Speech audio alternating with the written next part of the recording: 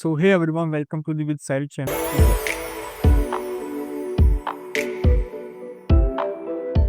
So I ever wondered how the AI can help you to build your own application that you can build for the web, Android as well as iOS, along with the Windows, Linux, right?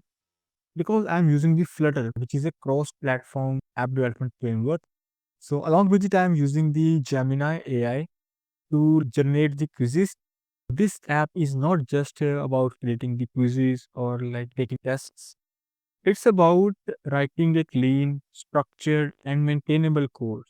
So in this playlist, you will learn how to build Flutter application from very scratch, and along with it, how you can power your application using the AI. Also, I will be explaining the best coding practices you must follow while coding. So without wasting much of your time, let's meet in the next video.